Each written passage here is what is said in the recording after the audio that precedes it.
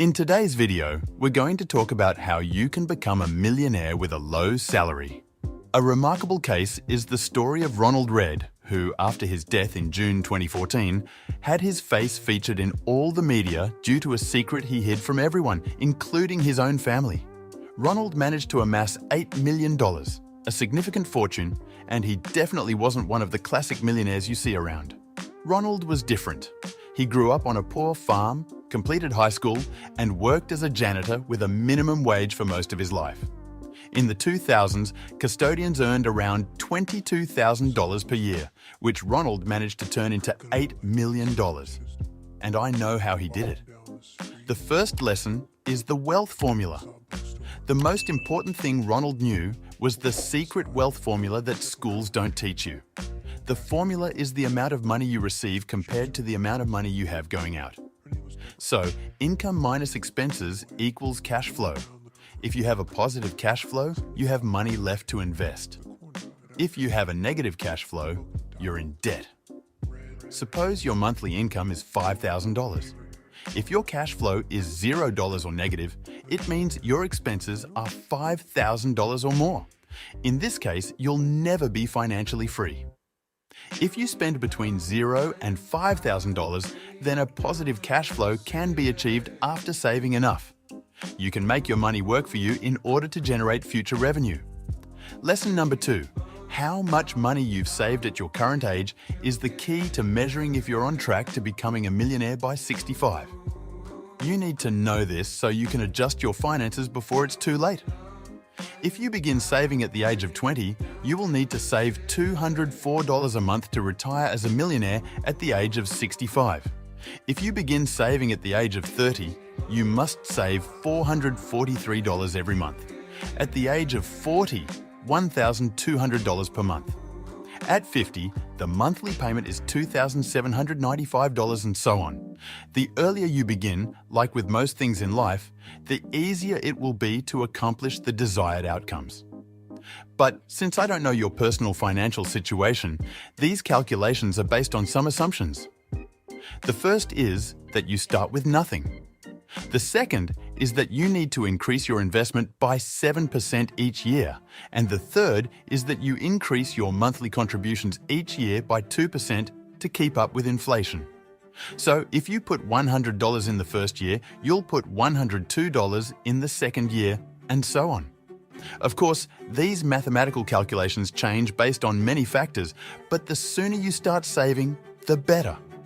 A piece of advice I want to give you is to stop budgeting or tracking every expense. Do you believe that wealthy individuals have Excel spreadsheets that track all of their expenses? No, I don't think so. They don't have a budget, but they control their expenses in a truly unique way that makes it easier and saves them a lot of time. But don't get me wrong, a detailed budget could still be a good idea if you have a spending problem or if you're not financially stable. That is what I and the rich do. My paycheck is automatically deposited into my checking account, and I transfer the amount I want to save to a savings account and the amount I want to spend to a spending account every month. My spending account includes my fixed monthly bills, living expenses, etc. Here's the trick. Since I know my fixed monthly expenses, I can set spending goals for food, entertainment, travel, shopping, etc. Whatever I don't use at the end of the month remains in my account. The third lesson is how to increase your investments. So, back to income, and it won't be what you expect. According to one survey, more than 75% of millionaires come from low-income families. The one thing that all millionaires have in common is that they have many income sources, usually 3 to 7. Ronald Read worked 2 jobs. One as a janitor and one that I'll tell you about later. Having many revenue streams has 2 major advantages. One is reducing your dependence on a single income, including your full-time job. You may believe that your primary job is risk-free, but it is actually riskier than you believe. Because the moment your boss quits you, you're bankrupt. The second benefit is that you may boost your cash flow formula. If your monthly costs are $3,000, you may attempt living more frugally and cut your spending down to $2,400.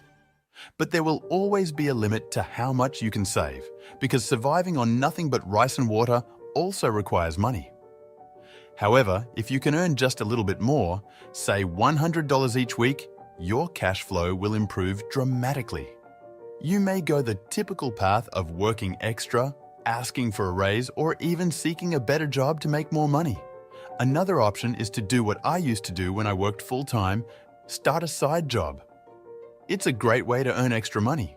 Depending on the type of work you start, it might require a few extra hours, but trust me, it'll be worth it in the end. That being said, I understand that creating a new income source is probably the last thing on your mind. Lesson number 4. You need to go beyond the wealth formula. Ronald didn't become a multi-millionaire just by perfecting this cash flow formula. He was hiding another secret, and when he died, the truth was revealed. Ronald's secrets were actually unknown even to his family. Throughout his life, he had invested in around 95 different stocks. After reviewing all his investment options, I decided to give you some advice. It is critical to invest wisely. I'll show you the simplest method to get started, but first, here's a critical error to avoid. Day trading is definitely something you've heard a lot about.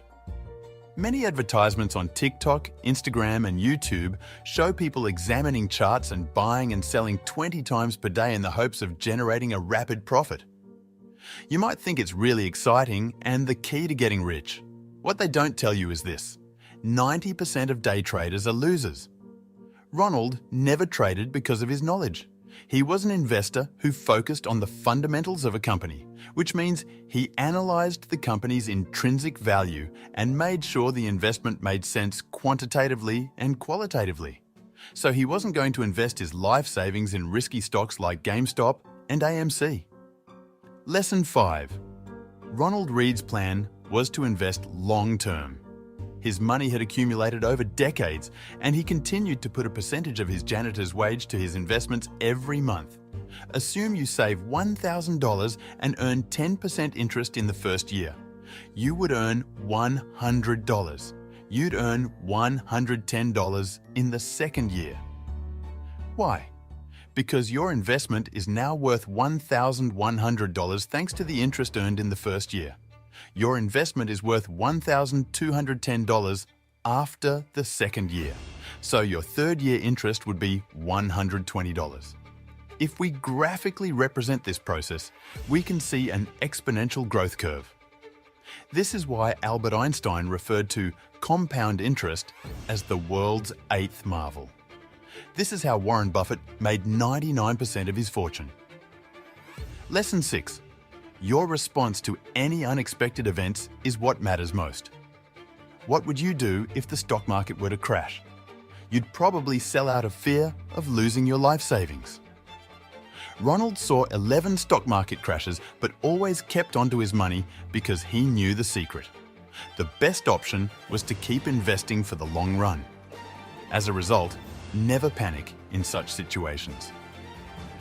Lesson 7. What intrigued me the most was how Ronald learned so much about investments, and the answer I found was quite simple.